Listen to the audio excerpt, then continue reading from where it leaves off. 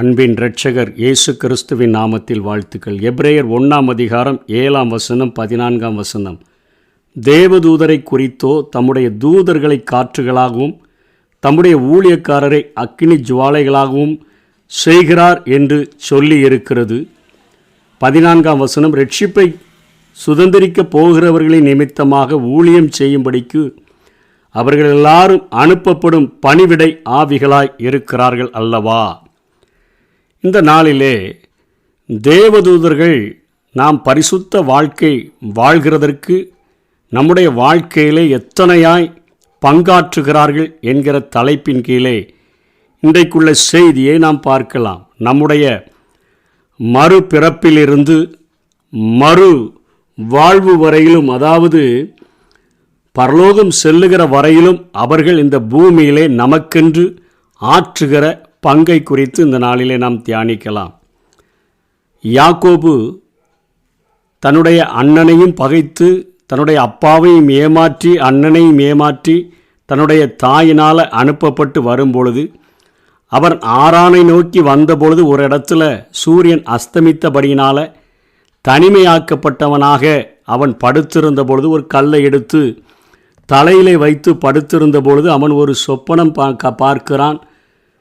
ஆதியாகமம் 28 11 அங்கே அவன் தேவதூதர் ஏறுகிறவர்களும் இறங்குகிறவருமாய் இருக்கிறதை பார்க்கிறான். அதற்கு மேலாக கர்த்தர் நின்று அவனோடு கூட பேசுகிறதை பார்க்கிறோம். சூரியன் அஸ்தமனமான போது அவனுடைய வாழ்க்கையும் அஸ்தமானமான சூழ்நிலையில், உலகத்தால் கைவிடப்பட்ட நிலைமையில், குடும்பத்தால் கைவிடப்பட்ட நிலைமையில், தனித்து விடப்பட்ட நிலைமையில் நீ தனியாக இல்லை, உனக்கு உதவி செய்யும்படியாய் தேவதூதர்கள் இருக்கிறார்கள் என்பதை உணர்த்து வைக்கும் வண்ணமாக அவன் கண்ட சொப்பனத்திலே ஒரு ஏணி வைக்கப்பட்டதாகவும், அந்த ஏணியின் வழியாக தேவதூதர்கள் ஏறுகிறதும் இறங்குகிறதுமாய் இருக்கிறதும், ஒரு நுனி பூமியிலும் மறு நுனியானது வானத்தை தொட்டிருக்கிற காரியத்தை பார்க்கும் பொழுது அதற்கு மேலாக கர்த்தர் நின்று பேசுகிறதை அவன் காண்கிறான்.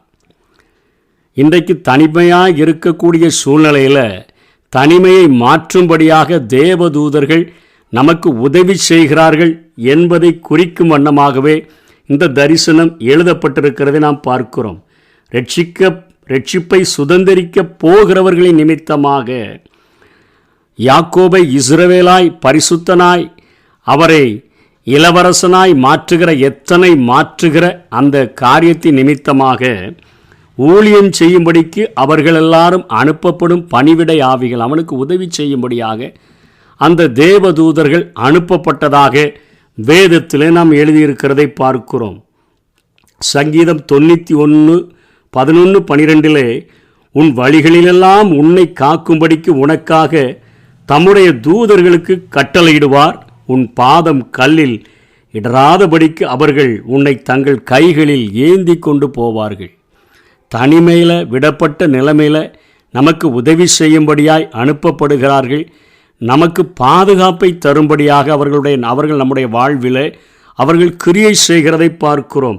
நம்முடைய பாதமானது கல்லில் இடராதபடிக்கு தங்கள் கைகளிலே ஏந்தி கொண்டு போகிற ஒரு நிலைமையை ஆண்டவர் நமக்கு அவர்கள் மூலமாக கொடுக்கிறதை பார்க்கிறோம். மத்தேயு 18:10 இந்த சிறியரில் ஒருவனையும் அற்பமாய் எண்ணாதபடிக்கு எச்சரிக்கையாக இருங்கள், அவர்களுடைய தேவதூதர்கள் பரலோகத்தில் என் பரமபிதாவின் சமூகத்தை எப்பொழுதும் தரிசிக்கிறார்கள் என்று உங்களுக்கு சொல்லுகிறேன். ஏழை எளியவர்கள் இருக்கிறார்கள், அவர்கள் ஆண்டவரை பற்றி அறிந்திருக்கிறார்கள் என்று சொன்னால் அவர்களை ரொம்பவும் நீங்கள் ஏளனமாக, அவர்களை அற்பமாக எண்ணி விடாதீர்கள் என்று இயேசுவே எச்சரிக்கிறார். ஏனென்று சொன்னால் அவர்களுக்காக உதவி செய்யும்படியாய் கொடுக்கப்பட்டிருக்கிற பணிவிடை ஆவிகள், உதவி செய்யும்படியாய் அவர்களுடைய பாதங்களிலே கல்லில் இடராதபடி சுமந்து செல்கிறவர்கள் அங்கே இருந்து எல்லா ரிப்போர்ட்டையும் என்னுடைய பரம பிதாவினிடத்திலே அவர்களுடைய சமூகத்திலே தரிசித்து எல்லாவற்றையும் ஒப்புவிக்கிறார்கள். ஆகவே உங்களை குறித்து கம்ப்ளைண்ட் பண்ணிவிடாதபடிக்கு இந்த சிறியர்கள் யாரையும் நீங்கள் என்ன செய்யாதுங்க, அற்பமாக எண்ணாதீர்கள் என்று சொல்லி இயேசுவே பேசுகிறதை பார்க்கிறோம். அதே போல் 2 பேதுரு 2 11ஆம் வசனத்தில் அதிக பலனையும் வல்லமையும் உடைய தேவதூதர்கள் முதலாய் கர்த்தருக்கு முன்பாக அவர்களை தூஷணமாய் குற்றப்படுத்த மாட்டார்களே. இவர்கள் நம்முடைய வாழ்க்கையிலே போராடுகிற விழுந்து போன தூதர்களாகிய பிசாசை விட அதிக பலனையும் வல்லமையும் உடையவர்களாய் இருக்கிறபடினாலே நம்மை பாதுகாப்பதிலும் நம்முடைய கால்கள் கல்லில் இடராதபடி அழைத்து செல்லுகிறதிலும் அதோ நம்மோடு கூட தனிமையில் இருக்கும் பொழுது நமக்கு உதவும்படியாய் வருகிறதிலும் அவர்களுடைய பலன் அதிகமாக இருக்கிறபடினாலே அவர்களுக்கு நமக்கு எளிதாக உதவி செய்ய முடியும் என்பதை நாம் இந்த வசனங்களிலே நாம் அறிந்து கொள்ளலாம். ரட்சிக்கப்பட்ட உடனே நாம் எந்த கூட்டத்திலே வந்து சேர்க்கப்படுகிறோம் என்று எபிரேய ஆக்கியோன் 12ஆம் அதிகாரம் 22, 23, 24 சொல்லுகிறார்.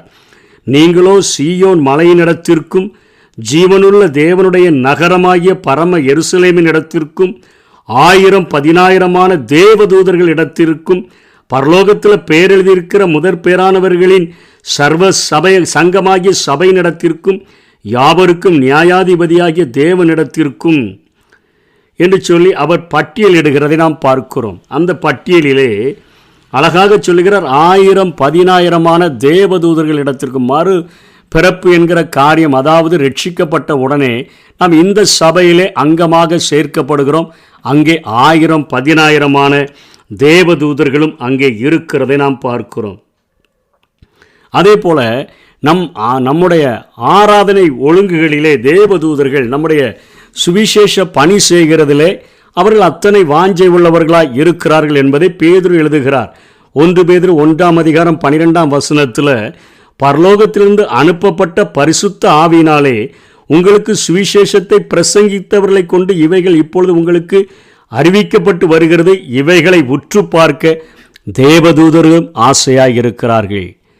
செய்தி எடுக்கும்போது அதனை உற்று பார்க்க ஆசையாய் இருக்கிறார்கள். அந்த செய்தியை கேட்டு மனம் திரும்புகிற ஒரே பாவி நிமித்தம் அங்கே தேவதூதர்களுக்கு முன்பாக தேவதூதர்கள் முதலாக அவர்களுக்கு மிகுந்த சந்தோஷம் உண்டாகிறது என்று சொல்லி நாம் வேதத்திலே பார்க்கிறோம். மனம் திரும்புகிற ஒரு பாவி நிமித்தம் அங்கே தேவதூதர்களுக்கு முன்பாக ஒரு சந்தோஷம் உண்டாகிறது. இந்த செய்தியை கேட்ட மாத்திரத்திலே, ரட்சிப்பு நடந்த மாத்திரத்திலே அத்தனையாய் அவர்கள் சந்தோஷிக்கக்கூடியவர்களாக இருக்கிறார்கள். லூக்கா 15ஆம் அதிகாரம் 10ஆம் வசனத்திலே மனம் திரும்புகிற ஒரே பாவி நிமித்தம் தேவனுடைய தூதர்களுக்கு முன்பாக சந்தோஷம் உண்டாயிருக்கும் என்று உங்களுக்கு சொல்லுகிறேன் என்று இயேசுவே சொல்லுகிறதை பார்க்கிறோம். சுவிசேஷத்தை பிரசங்கிக்கும் பொழுது சந்தோஷப்படுகிறார்கள், உற்று பார்க்க ஆசையாக இருக்கிறார்கள். அது நிமித்தமாக ஒரு பாவி மனம் திரும்பிவிட்டால் அத்தனையாய் சந்தோஷப்படுகிறார்கள்.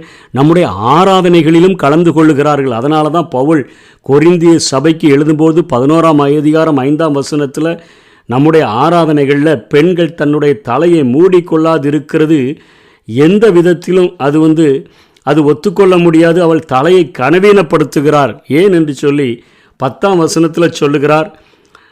அங்கே மூடிக்கொள்ளாது இருக்கிற அந்த தூதர்களின் நிமித்தமாக அவள் மூடிக்கொள்ளணும்னு சொன்னால் தேவ தூதர்கள் ஆராதனை ஒழுங்குகளையும் அப்படியே அவர்கள் கண்காணிக்கிறவர்களாய் இருக்கிறபடியினால் பெண்கள் அடக்கம் ஒடுக்கமாக அவர்களுக்கென்று கொடுக்கப்பட்ட காரியத்திலே தலையை மூடிக்கொண்டு தேவனை ஆராதிக்க வேண்டும் என்று சொல்லி பவுல் எழுதுகிறார்.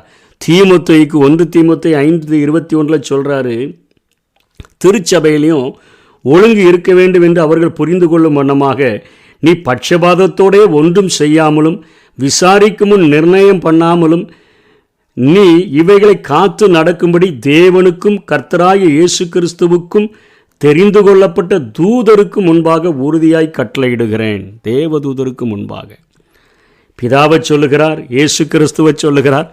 தேவதூதர்களுக்கு முன்பாக நான் உனக்கு உறுதியாய் கட்டளையிடுகிறேன்.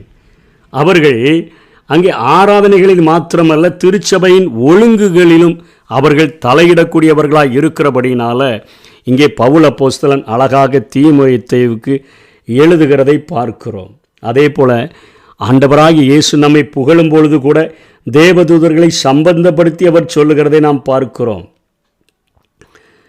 லூக்கா 12ஆம் அதிகாரம் 8ஆம் வசனம் 9ஆம் வசனத்தில் மனுஷர் முன்பாக என்னை அறிக்கை பண்ணுகிறவன் எவனோ அவனை மனுஷகுமாரனும் தேவதூதர் முன்பாக அறிக்கை பண்ணுவார். புகழ்ச்சியும் தேவதூதர்கள்ட்ட சொல்லி இயேசு புகழ்கிறதாக சொல்லுகிறார். அதே போல் மனுஷர் முன்பாக என்னை மறுதலிக்கிறவன் தேவதூதன் முன்பாக மறுதலிக்கப்படுவான். நான் தேவதூதர்களுக்கு முன்பாக மறுதலிச்சிடுவேன்னு சொல்கிறார். அதே போல் வருகையிலும் அவர்கள் பயன்படுத்தப்படுகிறார்கள். எசேக்கியேலில் சொல்லப்படும் பொழுது பெருமூச்சு விட்டு அழுகிறவர்களுடைய நெற்றிகளில் அடையாளம் போடுகிறதற்கும் அவர்கள் கடைசி அறுவடைய இந்த பூமியில் செய்கிறதற்கும் கடைசியாக 2வது வருகையில் அவர்கள் பிரதான தூதன் எக்காலம் முழங்கும் பொழுது அங்கே ஆண்டவராகிய இயேசு கிறிஸ்துவோடு கூட வருகையில் வருகிறதற்கும் அவர்கள் ஆயத்தமாயிருக்கிறார்கள். கடைசி கால நாட்களிலே தேவ தூதர்களுடைய பணியானது நிச்சயமாக அதிகமாக முடியும். ஏனென்று சொன்னால் முதல் எழுப்புதலிலே அங்கே கொர்நேலியுவை சந்திக்கிறார், அங்கே பேதுருவினிடத்தில் பேதுருவை சந்திக்கிறார். அந்த அநேகரோடு கூட தேவதூதர்கள் இடைபடுகிறதை பார்க்கிறோம். பவுலும் சீலாவும் அங்கே சிறைச்சாலையில் இருந்தபொழுது அங்கே ஒரு மிகப்பெரிய நடுக்கம் உண்டாகிற அளவிற்கு பார்க்கிறோம். பேதுருவானவன் சிறைச்சாலையில் 4 காவல்களை அவன் தாண்டி வெளியே அழைக்கப்பட்டு தேவதூதர்களால் கொண்டு செல்லப்படுகிறதை பார்க்கிறோம். ஆண்டவர் எல்லா காரியங்களுக்கும் செய்தியை அனுப்பவும் மற்ற எல்லா காரியங்களுக்கும் ஆண்டவர் நம்முடைய வாழ்க்கையில் உதவி செய்கிறதற்கு பணிவிடை ஆவிகளாக தேவதூதர்களை அவர் தந்திருக்கிறார். நாம் அவர்களுக்கு நன்றி செலுத்தும்படியாகத்தான் நிச்சயமாக கடமைப்பட்டிருக்கிறோம். 1 தெசலோனிக்கேயர் 4:16 பவுல் இப்படியாய் சொல்லி முடிக்கிறார். என்ன சொல்ற? ஏனெனில் கர்த்தர் தாமே ஆரவாரத்தோடும் பிரதான தூதனுடைய சத்தத்தோடும் தேவ எக்காலத்தோடும் வானத்திலிருந்து இறங்கி வருவார். அப்பொழுது கிறிஸ்துவுக்குள் மரித்தவர்கள் முதலாவது எழுந்திருப்பார்கள். பின்பு உயிரோடு இருக்கும் நாமும் கர்த்தருக்கு எதிர்கொண்டு போக மேகங்களில் அவரோடு கூட ஆகாயத்தில் எடுத்து கொள்ளப்பட்டு இவ்விதமாக எப்பொழுதும் கர்த்தருடனே இருப்பார். ரட்சிக்கப்பட்ட உடனேயும் 1000-10,000 தேவதூதர்கள் இருக்கிற அந்த சபையில் அந்த அங்கத்தில் நம்ம சேர்க்கப்படுகிறோம். வருகையின் போதும் கூட ஆண்டவர் கர்த்தர் தாமே ஆரவாரத்தோடும் பிரதான தூதனுடைய அந்த எக்கால சத்தத்தோடு கூட இந்த பூமியில் வந்து ஆண்டவர் தன்னோடு கூட வாழ வைக்கிற ஒரு வாழ்வை நமக்கு தர முடியும். இடைப்பட்ட நாட்களில் இந்த உலகத்தில் வாழ்கிற நமக்கு பரலோகத்தில் நம்முடைய சார்பில் பிதாவை தரிசிக்கிறவர்கள் நிச்சயமாக நமக்கு உதவி செய்ய முடியும். வருகை மட்டும் நமக்கு அவர்கள் உதவி செய்கிறவர்களாக, பணிவிடை ஆவிகளாக, பாதுகாக்கிறவர்களாக, நம்மை தனிமையாக இருக்க விடாதவர்களாக, எல்லா காரியத்தையும் பொறுப்படுத்தி கொண்டவர்களாக நம்மோடு கூட அவர்கள் வாழுகிறார்கள். நாம் தனிமையில் இல்லை என்கிற காரியத்தை உறுதியாக பிடித்து கொண்டு ஆண்டவரை இறுக பிடித்து வாழ்வோம். கர்த்தர் தாமே நம்மை ஆசீர்வதிப்பாராக. ஆமென். பிரதான தூதன் எக்காலம் முழங்க பரமன் இயேசு வருவார், பரமன் இயேசு வருவார். பிரதான தூதன் எக்காலம் முழங்க பரமன் இயேசு வருவார்.